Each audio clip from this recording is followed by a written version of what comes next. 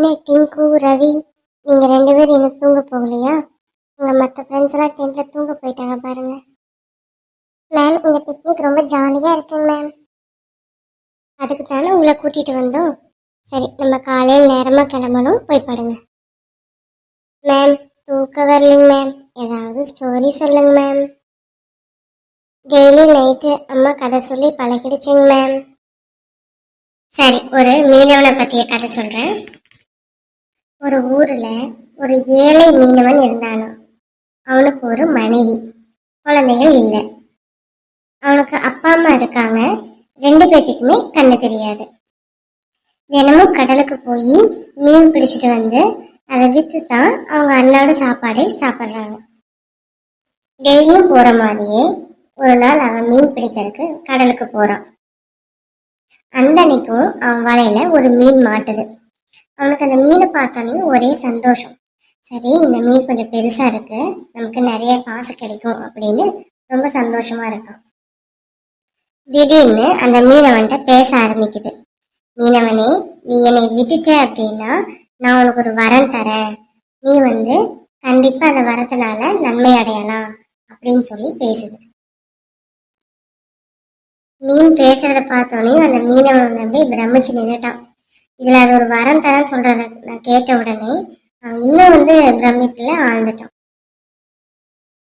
அப்புறம் யோசிக்கிறான், மீன் பேசுதுங்கும் போது அது கொடுக்குற வரமும் உண்மையாத்தானே இருக்கணும் அப்படின்னு ஒரு முடிவுக்கு வரான்.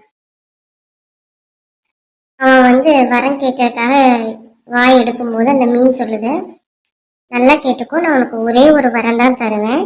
அதனால யோசிச்சு நல்லா பொறுமையா, நீ இன்னைக்கே கேட்கணுங்கிறது இல்லை, நாளைக்கு கூட வந்து கேளு, கண்டிப்பா நான் உனக்காக மறுபடியும் இங்க வருவேன் அப்படின்னு சொல்லுது அந்த மீன். உடனே அந்த மீனவன் சரி நான் நாளைக்கே வரேன் அப்படின்னு சொல்லிட்டு வீட்டுக்கு போயிடுறான். வீட்டுக்கு போய் நடந்த எல்லாத்தையும் அவங்க அப்பா அம்மாட்டையும் அவனோட மனைவி கிட்டையும் சொல்றான். அப்போ ஒவ்வொருத்தரும் ஒவ்வொன்னு கேட்க சொல்றாங்க.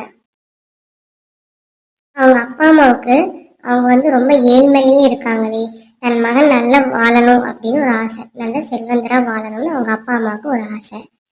இவனுக்கு மீனவனுக்கு அவங்க அப்பா அம்மா 2 பேரும் இந்த உலகத்தை பார்த்ததே இல்லை. பிறந்ததுல இருந்து என்னை கூட அவங்க எப்படி இருப்பான்னு பார்த்ததில்லை.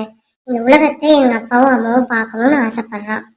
அவன் மனைவிக்கு குழந்தையே இல்லை, நமக்கு ஒரு குழந்தை வேணும் அப்படின்னு சொல்லி ஆசைப்படுறான். இப்படி ஒவ்வொருத்தருக்கும் ஒவ்வொரு ஆசை இருக்கிறதுனால அவனுக்கு எதை கேட்கறது அப்படின்னு ஒரு தெரியல. திரும்பவும் ஒரு குழப்பமான மனநிலையிலேயே போயிடுறான். அடுத்த நாள் காலையில எழுந்திரிச்சு யோசிச்சு ஒரு முடிவுக்கு வரான். முடிவெடுத்த உடனே ஒரு நம்பிக்கையோட திரும்ப கடலுக்கு போறான். அவன் எதிர்பார்த்த மாதிரியே அந்த மீனவனுக்காக அங்க காத்திருந்தது. உடனே அந்த மீனவனை பார்த்துட்டு கேக்குது, என்ன மீனவனே, முடிவு பண்ணிட்டியா என்ன வரம் கேட்கணும்னு அப்படின்னு சொல்லி. ஆமா, என் குடும்பத்துக்குள்ள பேசி நான் ஒரு முடிவுக்கு வந்துட்டேன். எனக்கு வேண்டியது இந்த ஒரு வரம் தான். நானும் என் மனைவியும் என் குழந்தைய தங்க தொட்டில வச்சு ஆற்றத என்னுடைய அப்பாவும் அம்மாவும் மாடியில இருந்து பார்க்கணும் அப்படின்னு சொல்லி கேட்கிறான். அந்த மீனும் அவன் கேட்ட மாதிரியே வரத்தை கொடுத்துருச்சு. அந்த வரத்தினுடைய உதவினால அவங்க செல்வந்தராகவும் ஆயிட்டாங்க, அவங்களுக்கு குழந்தையும் பிறந்துருச்சு, அவங்க அப்பா அம்மாவுக்கு கண் பார்வையும் கிடைச்சிருச்சு. அன்னையில இருந்து ரொம்ப சந்தோஷமா அந்த வாழ்க்கையை வாழ்றாங்க. பாத்தீங்களா, புத்திசாலித்தனமா யோசிச்சா நம்ம எந்த ஒரு சூழ்நிலையில இருந்தும் வெளியே வர்றதுக்கு ஒரு வாய்ப்பு கிடைக்கும் அப்படின்னு புரிஞ்சுக்கிட்டீங்களா? ஆமாங்க மேம், புரிஞ்சது. ரொம்ப சூப்பரா இருந்ததுங்க மேம் கதை. எனக்கு கூட இப்படி ஒரு மீன் கிடைச்சா ரொம்ப நல்லா இருக்கும் மேம். அது சரி, இப்படி ஒரு மீன் கிடைச்சா என்ன வரம் கேட்கறதுன்னு யோசிச்சுட்டே போய் படுங்க 2 பேரும். போங்க போங்க போங்க.